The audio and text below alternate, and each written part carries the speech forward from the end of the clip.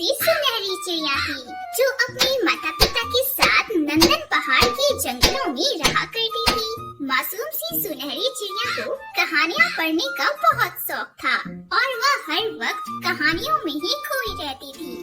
एक दिन सुनहरी चिड़िया अपनी माँ टुनटुनी चिड़िया के पास गई और उससे बोली, मम्मा मुझे गुलाब जामुन का पेड़ चाहिए जिसमें बहुत सारे गुलाब जामुन लगे हो। अरे पुत्तू, गुलाब जामुन का कोई पेड़ नहीं होता।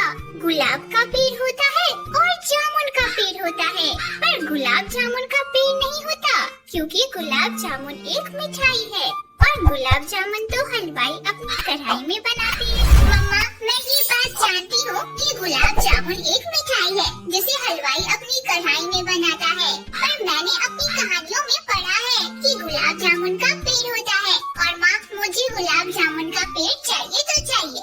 अरे बिटिया सुनहरी, ये कहानियाँ सच नहीं होती हैं, इनमें झूठी बातें लिखी होती है और तू है कि इन कहानियों के पीछे भागी जा रही है। बिटिया गुलाब जामुन का पेड़ नहीं होता। अपनी माँ के मुँह से ऐसी बातें सुनकर सुनहरी चिड़िया जोर जोर से रोने लगती है। मम्मा मम्मा मुझे कुछ नहीं पता, मुझे गुलाब जामुन का पेड़ चाहिए तो चाहिए। अपनी बेटी के जिद के सामने आखिरकार टुनटुनी चिड़िया हार मान गई और उससे बोली, अच्छा ठीक है सुनहरी बिटिया, मैं तेरे लिए गुलाब जामुन का पेड़ ला दूंगी। अब तो ठीक है ना?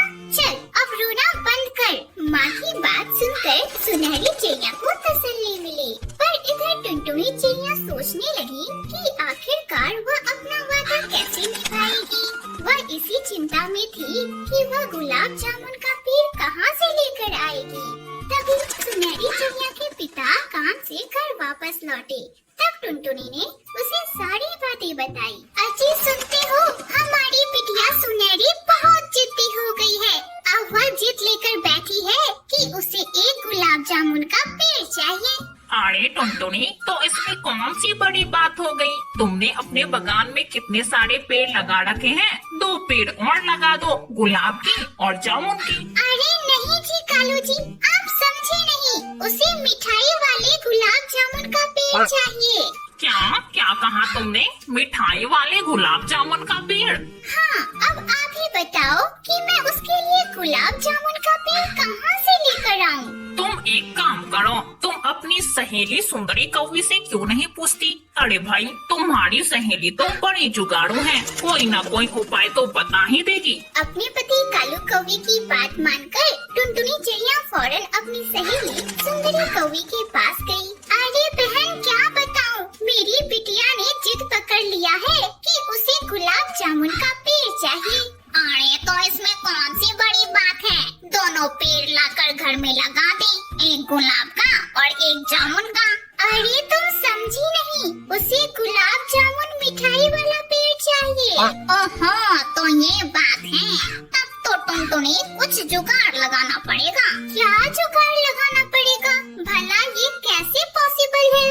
अरे टुनटुनी, एवरीथिंग इज पॉसिबल। तुम घर जाओ और अपनी बिटिया सुनहरी से कहो कि उसके जन्मदिन पर उसे गुलाब जामुन का पेड़ मिल जाएगा और जाओ घर और जाकर जन्मदिन की तैयारियां करो। तुम्हारे घर जन्मदिन वाले दिन गुलाब जामुन का पेड़ पार्सल होकर आ जाएगा, तो चिंता मत कर। सुंदरी कौवी की बात सुनकर टुनटुनी चिड़िया अपने घर आ गई। अपनी माँ को देखकर सुनहरी चिड़िया उसके पास गई और उससे बोली, मम्मा आपने तो बोला था कि आप मुझे गुलाब जामुन का पेड़ ला कर दोगी। मम्मा कितने दिन हो गए, आप मुझे गुलाब जामुन का पेड़ कब ला कर दोगी? अरे बाबा, मैं तुझे गुलाब जामुन का पेड़ दे दूंगी। इस बार तेरे जन्मदिन पर मैं तुम्हें गुलाब जामुन का पेड़ ही गिफ्ट के रूप में दूंगी और उसी दिन तुम्हारा गुलाब जामुन का पेड़ पार्सल होकर आएगा। अरे वाह, मैं अभी जाकर अपने दोस्तों को यह बताती हूँ कि आप मुझे गुलाब जामुन का पेड़ गिफ्ट के रूप में दोगी, नहीं तो मेरे दोस्तों कह रहे थे कि आप मुझे बुद्धू बना रही हो और आप मुझे गुलाब जामुन का पेड़ नहीं ला कर दोगी। इस तरह देखते ही देखते 2 महीने गुजर गए। उस दिन सुनहरी चिड़िया का जन्मदिन था और टुनटुनी चिड़िया बहुत परेशान थी कि आखिरकार सुंदरी कौवी गुलाब जामुन के पेड़ का बंदोबस्त कैसे करेगी। और सोचते सोचते टुनटुनी चिड़िया सुंदरी कौवी के घर चली गई। सुंदरी बहन, आज सुनहरी का जन्मदिन है। अब तुम ही बताओ कि वह गुलाब जामुन का पेड़ आखिरकार कैसे आएगा? अरे टुनटुनी, मैंने तुझसे कहा था ना कि गुलाब जामुन का पेड़ खुद ब खुद घर आ जाएगा। मैंने ऑर्डर कर दिया है, तो चिंता मत कर। टुनटुनी चिड़िया बहुत हैरान हुई और वह भी बहुत ही उत्सुक थी कि आखिरकार गुलाब जामुन का पेड़ कहाँ से आएगा। सही समय पर जन्मदिन का पार्टी शुरू हुआ। मम्मा, आप तो मुझे आज गुलाब जामुन का पेड़ देने वाली थी। मम्मा, कहाँ है गुलाब जामुन का पेड़? अपनी सुंदरी आंटी से पूछो, उन्होंने ही पेड़ का ऑर्डर दिया है। अरे बिटिया, तुम चिंता मत करो, बस आता ही होगा। तभी घर की डोरबेल बजी और टुनटुनी चिड़िया ने घर का दरवाजा खोला तो देखा एक डिलीवरी पक्षी एक बहुत बड़े गिफ्ट के साथ वहाँ खड़ा है और उसने टुनटुनी चिड़िया को वह डब्बा दिया और उससे बोला, ये लीजिए मैडम, आपने जो गुलाब जामुन के पेड़ वाला बर्थडे केक मंगवाया था, ये रहा वो। यह सुनकर टुनटुनी चिड़िया खुश हो गई और वह समझ गई कि सुंदरी कौवी ने क्या दिमाग लगाया है। अरे मेरा केक तो आ गया। जैसे ही केक के ऊपर से डब्बा हटा तो वह केक बहुत खूबसूरत था और उसके ऊपर एक वृक्ष लगा हुआ था जिसके पेड़ों पर बहुत सारे गुलाब जामुन भी लगे हुए थे, जिसे देखकर सुनहरी चिड़िया बहुत खुश हुई। वाह, गुलाब जामुन का पेड़! तुम्हें गुलाब जामुन का पेड़ चाहिए था ना? तो ये लो, ये रहा गुलाब जामुन का पेड़। पर अगर तुम्हें गुलाब जामुन के पेड़ को बचाना है तो तुम अपना बर्थडे केक नहीं काट पाओगी, और अगर तुमने अपना बर्थडे केक काटा तो तुम्हारे गुलाब जामुन नहीं रहेंगे। अब तुम डिसाइड करो कि तुम्हें क्या करना है। मम्मा, मैं तो केक काटूंगी और उसके सारे गुलाब जामुन खुद ही कपाकप खा जाऊंगी। सुनहरी चिड़िया की यह बात सुनकर पार्टी में मौजूद सभी पक्षी जोर जोर से हंसने लगे और इस तरह सुनहरी चिड़िया की जिद भी पूरी हो गई और पार्टी में मौजूद सभी पक्षियों को एक यूनिक केक खाने को भी मिला। रामनगर के एक छोटे से जंगल में टुनटुनी चिड़िया अपने परिवार के साथ रहा करती थी। टुनटुनी चिड़िया और उसका पति कालू कौवा जंगल वालों को मैगी बेचने का काम किया करते थे, पर कालू कौवे को मैगी का व्यापार कुछ अधिक पसंद नहीं था क्योंकि उसे नौकरी करने की आदत थी और कुछ दिनों पहले ही उसकी नौकरी छूट गई थी। जब से यह नौकरी छूटी है तब से लोगों के जूठे बर्तन और जूठे मैगी साफ करनी पड़ रही है। अजी कालू जी, तो इसमें कौन सी बड़ी बात हो गई? कभी भी कोई व्यापार छोटा या बड़ा नहीं होता, काम तो काम ही होता है। हाँ, तुम तो बोलोगे ही ना, अनपढ़ गंवार जो हो, और वैसे भी घर के सारे जूठे बर्तन तो तुम ही साफ किया करती हो, तुम्हें इससे क्या फर्क पड़ता है? हाँ तो कालू जी, और कोई दूसरा उपाय तो है भी नहीं ना।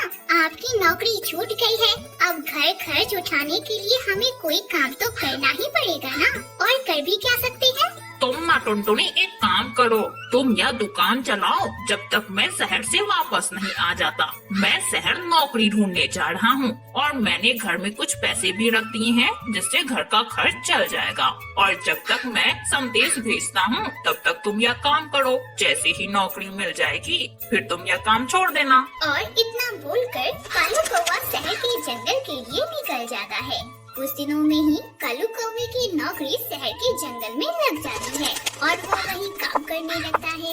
इधर टुनटुनी चिड़िया मायूस हो जाती है और वह अपनी बेटी पिंकी चिड़िया के साथ मिलकर जंगल वालों को मैगी बेचने लगती है।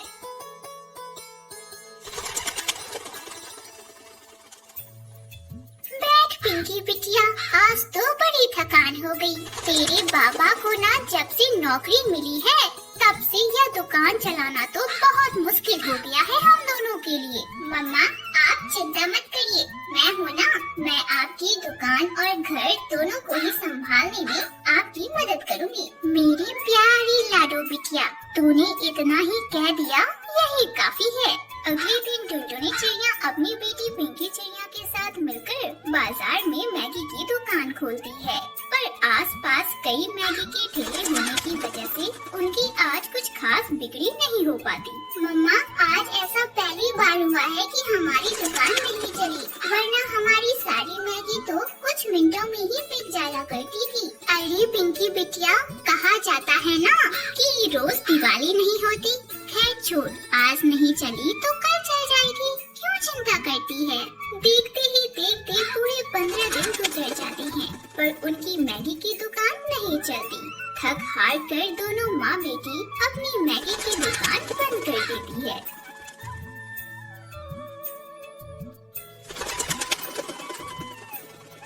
पता नहीं बिटिया, हमें किसकी बुरी नजर लग गई है, हमारी दुकान तो चल ही नहीं रही। मम्मा, बाबा की बात में जब से दुकान पर आई हूँ, मैंने ग्राहकों से ज्यादा तो मैगी ही खा ली होगी। पर पिंकी बिटिया, हम ऐसे बैठ नहीं सकते, हमें इसके लिए कोई ना कोई उपाय तो सोचना ही होगा। मम्मा, क्यों ना हम नारियल मैगी बेचे।